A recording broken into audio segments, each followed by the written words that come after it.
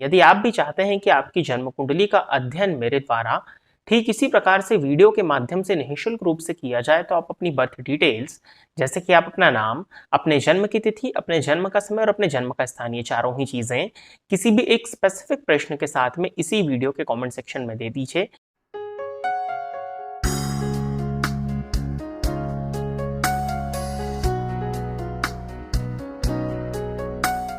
नमस्कार, स्वागत है आपका प्रोफेशनल एस्ट्रोलॉजी पर। मैं यशराज तिवारी आज आप सभी के सम्मुख उपस्थित हुआ हूं, आप सभी दर्शकों की जन्म कुंडली का निःशुल्क अध्ययन करने के लिए। निःशुल्क जन्म कुंडली अध्ययन की सीरीज में आज तक 219 कार्यक्रम बन चुके हैं और इस सीरीज का जो आज का कार्यक्रम होने वाला है, ये 220वें नंबर का कार्यक्रम होने वाला है। साथ ही साथ इस सीरीज में आज तक 1059 लोगों की जन्म कुंडलियों का अध्ययन किया जा चुका है और आज के इस कार्यक्रम की जो पहली जन्म कुंडली होगी, ये 1060वें नंबर की जन्म कुंडली होने वाली है। यदि आप इस कार्यक्रम को देखते हैं और इस कार्यक्रम के माध्यम से आपका कुछ भी लाभ होता है, तो आप इस वीडियो को लाइक करें, साथ ही साथ इस चैनल को सब्सक्राइब करें ताकि इन फ्यूचर जो भी कंटेंट मेरे द्वारा इस चैनल पर अपलोड किया जाता है उसका नोटिफिकेशन आपको मिलता रहे।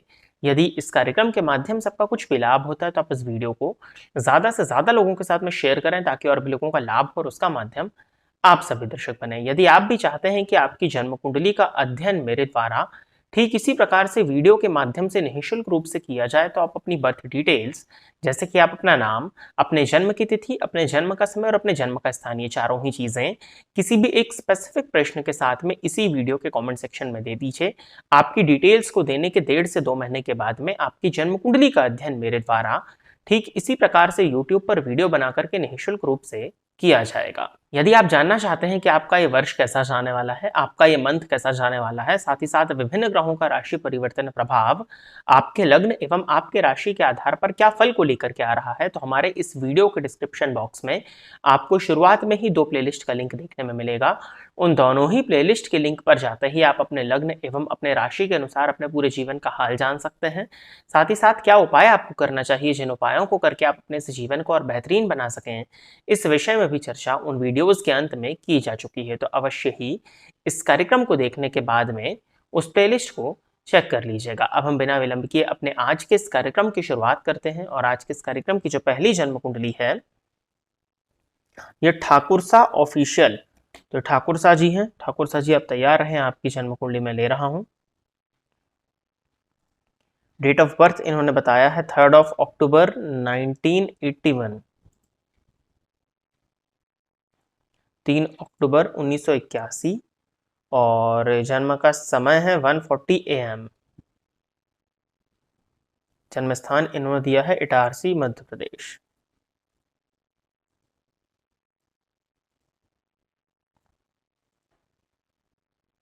कर्क लग्न की जन्म कुंडली है, राशि आपकी वृश्चिक बनती है। वर्तमान समय में शुक्र में राहु की दशा चल रही है और शुक्र चतुर्थ स्थान में है, फल पंचम का दे रहे हैं और राहु लग्नगत बैठा है आपके केस में। ठीक है, प्रश्न है इनका, दिमाग डाइवर्ट रहता है, कौन से फील्ड बिजनेस के लिए अच्छे हैं। ये राहु की अंतर्दशा चल रही है और चंद्रमा नीच राशि में है और उन पर राहु की सीधी सीधी दृष्टि पड़ रही है। शनि की तीसरी दृष्टि नीच राशिगत चंद्रमा पर पड़ रही है जो कि पंचम भाव में है। ऊपर से शुक्र में राहु की अंतर्दशा है, तो शुक्र में राहु की अंतर्दशा होने के चलते दिमाग थोड़ा तो डाइवर्ट रहेगा ही, इसमें तो कहीं कोई दो मत नहीं है। आप समझ रहे होंगे मैं क्या कहना चाह रहा हूँ, लेकिन फिर भी देखिए आपकी कुंडली को यदि हम गहराई से देखते हैं तो चंद्रमा की स्थिति बहुत कमजोर हो रही है और वही आपके लिए लग्नेश बनते हैं। जब लग्न और लग्नेश, लग्न क्यों, क्योंकि लग्नगत राहु बैठे हुए हैं। जब लग्न और लग्नेश किसी भी व्यक्ति के कमजोर हो जाएं, तो उस जातक के जीवन काल में मानसिक व्यथा की स्थिति बढ़ जाती है। दूसरी चीज, जब चंद्रमा ही लग्नेश हो, तो चंद्रमा क्योंकि मन का कारक है, तो आपके केस में लग्न, लग्नेश और हम अलग से बोलेंगे कि चंद्रमा, ये तीनों ही ग्रह पीड़ित अवस्था में है।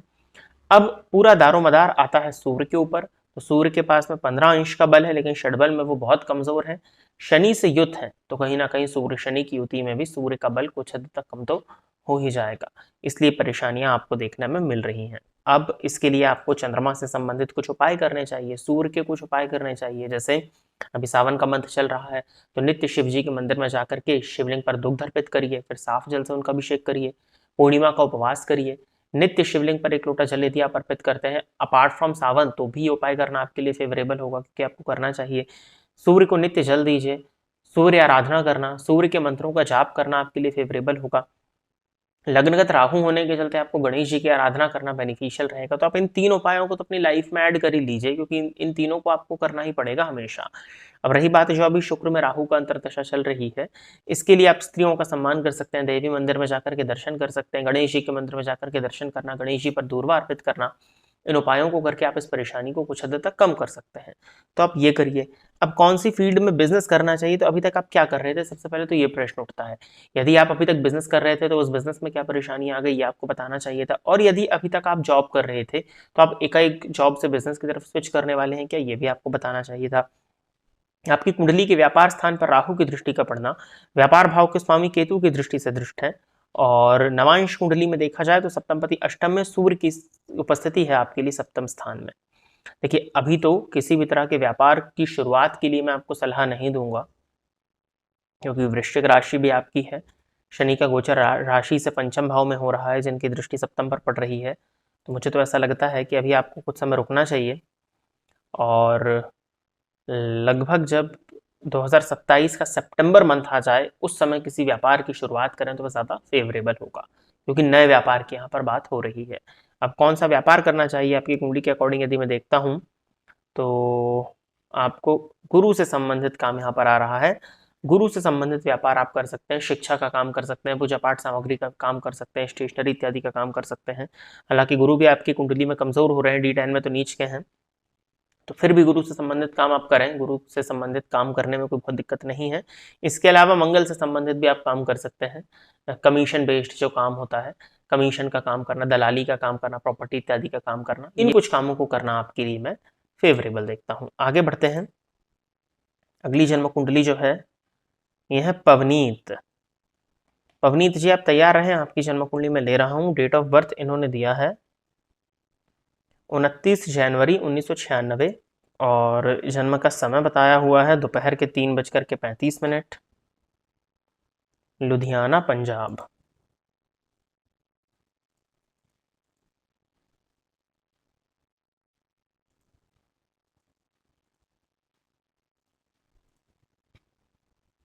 उनतीस जनवरी 1996, 3:35 PM, लुधियाना पंजाब। मिथुन लग्न की जन्म कुंडली है, और राशि आपकी जो बनती है वो बनती है वृषभ।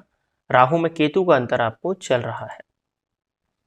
प्रश्न है इनका कि I am using matrimony apps from around 6 months but I didn't found any good match. Recently got one match that I liked but not successful. Should I stop using these apps? Venus and Saturn conjunction will not let me succeed in finding match for myself. Had breakup 5 years ago, got betrayed. देखिए, इनका कहना है कि पिछले 6 महीने से matrimonial sites पर लड़कियों की तलाश कर रहे हैं विवाह के लिए, परंतु वहाँ तलाश पूरी नहीं हो पा रही। एक लड़की इनको मिली भी थी, बट वो चला नहीं, वहाँ पे सक्सेसफुल नहीं हुआ। और शुक्र शनि की युति इनकी कुंडली के नवम भाव में है, तो उस विषय में चर्चा कर रहे हैं कि इनका तो क्या इस वजह से कभी रिश्ता नहीं होगा, क्योंकि इनका एक ब्रेकअप भी 5 साल पहले हो चुका है, वहाँ पर भी स्थितियाँ जो थी वो बहुत अच्छी नहीं थी। और इनका प्रश्न है कि क्या इनको मैट्रिमोनियल साइट्स को यूज़ करना चाहिए, नहीं करना चाहिए। देखिए, यदि मैं देश काल और परिस्थिति के दृष्टिकोण से आपको बताऊं तो मैट्रिमोनियल साइट्स का इस्तेमाल करने से थोड़ा सा तो बचना ही चाहिए। अब हम जन्म कुंडली के आधार पर आते हैं। मैट्रिमोनियल साइट्स का इस्तेमाल आप तभी करते हैं जब आपकी रिश्तेदारी वगैरह नहीं होती, कोई रिलेशनशिप आपका नहीं होता, जब बिल्कुल एक लास्ट ऑप्शन बचता है कि तो शादी करनी ही करनी है, तब आप मैट्रिमोनियल साइट की तरफ में जाते हो। और मैट्रिमोनियल साइट्स में जो भी आपको पर्सन मिलता है उसका बहुत ज़्यादा अच्छे से ना आपको बैकग्राउंड पता होता है, ना चीज़ें आपको क्लियर होती हैं। हालांकि ये बात का मैं बहुत बड़ा समर्थक हूँ कि आपका विवाह जहाँ लिखा जा चुका है वहीं पर होगा, परंतु उसके बाद भी कहीं ना कहीं मैट्रिमोनियल साइट्स का इस्तेमाल करना आज के लिए बहुत ज़्यादा एक सेफ ऑप्शन नहीं बचा है। फिर भी जब स्थितियाँ कुछ ना बचें तो वही एक ऑप्शन बनता है, जहाँ पर अब आजकल हर एक चीज़ मोबाइल और इंटरनेट पर अवेलेबल है, तो रिश्तों के फिक्सेशन के लिए भी लोग इस पर जाते हैं, और अच्छे मैचेस भी मिल जाते हैं कई बार, बट वो रेयर होता है। ठीक है, तो मैट्रिमोनियल साइट्स की तरफ यदि मैं देश काल और पात्र के हिसाब से बोलूँ तो आपके लिए मैं बहुत ज़्यादा फेवरेबल तो नहीं देखता हूँ। अब आपकी जन्म कुंडली में देखा जाए तो तीसरे भाव की स्थिति भी कोई बहुत खासी दिखती नहीं है मुझे, कि मैं आपसे कहूँ कि आपको हाँ मैट्रिमोनी के थ्रू कोई अच्छा मैच मिल जाएगा, या मैचेस तो चलिए मिल जाएंगे, क्योंकि आजकल तो वहाँ पर मनी बैक गारंटी इत्यादि भी होती है। तो आपको मैचेस तो अच्छे मिल जाएंगे, परंतु उसके बाद भी समस्या ये है ना कि उसके साथ में चले, उसके साथ में शादी हो, ये सबसे बड़ी समस्या है। अब आपकी कुंडली में देखिए अष्टम स्थानगत मंगल है, जो मंगल नवांश में नीच के हो रहे हैं, फलतः मांगलिक हैं आप, तो दिक्कत तो जानी है आपकी शादी में, क्योंकि वो नवांश में, वो मंगल नीच के हैं। आपकी कुंडली में सप्तम भाव का स्वामी गुरु सप्तम भाव में ही बैठा हुआ है, जो कि एक बहुत अच्छी चीज है, परंतु भाग्य स्थान में शनि बैठे हैं, यानी कि भाग्य की गति धीमी है। यद्यपि वो स्वराशि के हैं, परंतु भाग्य की गति तो धीमी होगी, और जब भाग्य की गति ही धीमी है तो विवाह भी तो कहीं ना कहीं धीमा ही होगा ना। शुक्र शनि की युति होने के कारण ऐसा नहीं कि विवाह नहीं होता है, हाँ लव रिलेशनशिप के सर्वाइवल में जरूर परेशानी जाती है, मैरिड लाइफ में जरूर परेशानी जाती है, जातक के चरित्र में भी कमजोरी साफ प्रदर्शित होती है। चतुर्थ में राहु भी बैठे, परंतु आपकी कुंडली में बहुत बड़ा मुझे सूत्र दिखाई देता है, जो कि नवमांश के आधार पर, यदि आपका जन्म समय 15:35 एकदम फिक्स है, तो लग्नगत केतु है, वो भी अकेले हैं, तो ये विवाह होने में तो बहुत परेशानियों का सामना आपको कराएंगे। और इसी एकमात्र सूत्र के चलते मैं आपको कोई डेट नहीं दूंगा कि हाँ इस समय तक आपका विवाह हो जाना चाहिए, क्योंकि इसके लिए बाकायदा आपकी जन्म कुंडली का प्रॉपर विश्लेषण, कंसल्टेशन, काउंसलिंग के साथ में होना जरूरी है। तो इसके लिए यदि आप चाहें तो आप संपर्क कर लीजिएगा। फिर भी अभी बहुत ज्यादा परेशान मत हो, बहुत ज्यादा हाथ पैर ना मारे, अभी राहु में केतु चल रहा है, मुझे लगता है राहु में शुक्र आएगा 11 जनवरी 2026 के बाद में।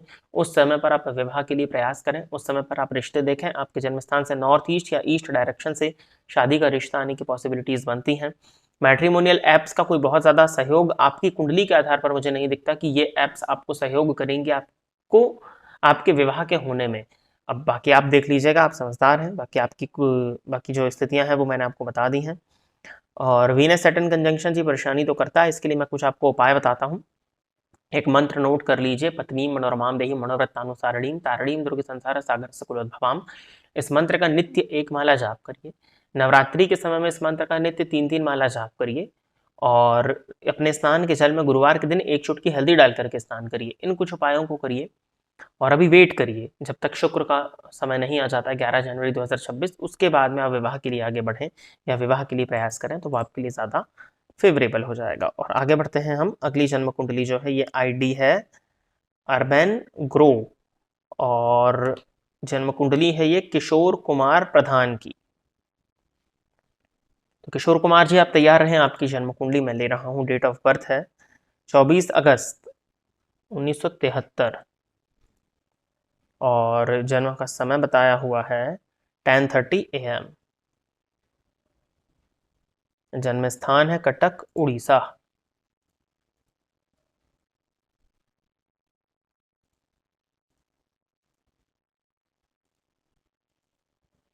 तुला लग्न की जन्म कुंडली है, और राशि आपकी बनती है मिथुन।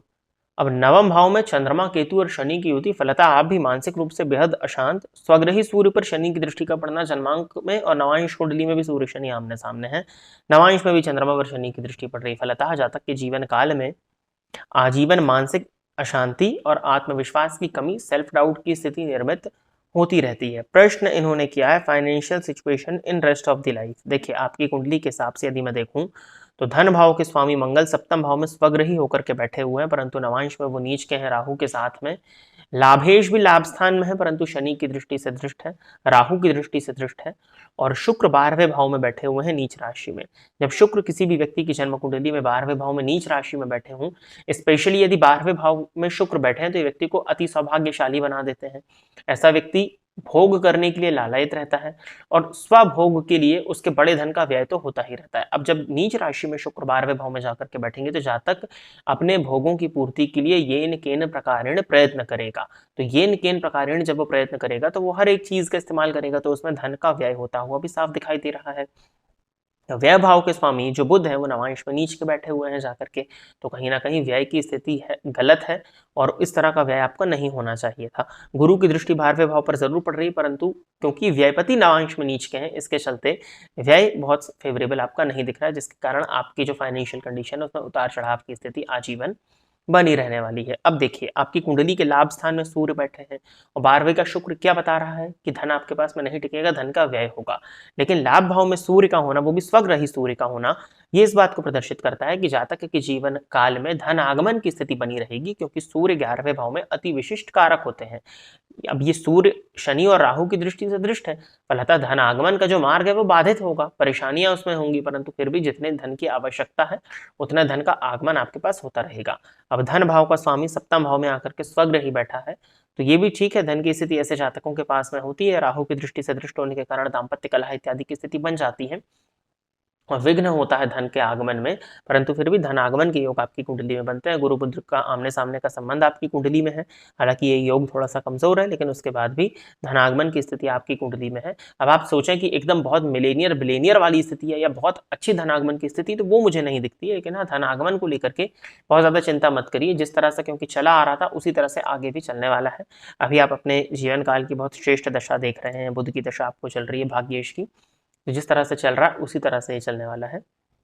आप चाहें तो थोड़ा सा अमाउंट, बहुत बड़ा अमाउंट नहीं क्योंकि ग्रह पीड़ित है, ठीक है, थोड़ा सा अमाउंट आप शेयर मार्केट में, म्यूचुअल फंड इत्यादि में लगा करके अपनी इनकम को थोड़ा सा बढ़ाने का प्रयास कर सकते हैं। तो प्रिय दर्शकों, इतनी ही जन्म कुंडलियों का अध्ययन करने के लिए आज मैं आप सभी के सम्मुख उपस्थित हुआ था। आशा करता हूं कि जितने भी लोगों की जन्म कुंडलियों का अध्ययन मेरे द्वारा इस निःशुल्क जन्म कुंडली अध्ययन के कार्यक्रम के माध्यम से किया गया, वो सभी लोग संतुष्ट होंगे। यदि आप इस कार्यक्रम को देखते हैं और इस कार्यक्रम के माध्यम से आपका कुछ भी लाभ होता है तो आप इस वीडियो को लाइक करें, साथ ही साथ इस चैनल को सब्सक्राइब करें, ताकि इन फ्यूचर जो भी कंटेंट मेरे द्वारा इस चैनल पर अपलोड किया जाता है उसका नोटिफिकेशन आपको मिलता रहे। यदि इस कार्यक्रम के माध्यम से आपका कुछ भी लाभ होता है तो आप इस वीडियो को ज्यादा से ज्यादा लोगों के साथ में शेयर करें, ताकि और भी लोगों का लाभ और उसका माध्यम आप सभी दर्शक बने। यदि आप भी अपनी जन्म कुंडली को इस कार्यक्रम में सम्मिलित कराना चाहते हैं तो आप अपने नाम के साथ में अपनी कंप्लीट बर्थ डिटेल्स, जैसे कि आपका date of birth, time of birth और प्लेस ऑफ बर्थ विद आपका नेम, किसी भी एक स्पेसिफिक प्रश्न के साथ में इसी वीडियो के कमेंट सेक्शन में दे दीजिए। आज के इस कार्यक्रम में बस इतना ही रखते हैं। नमस्कार।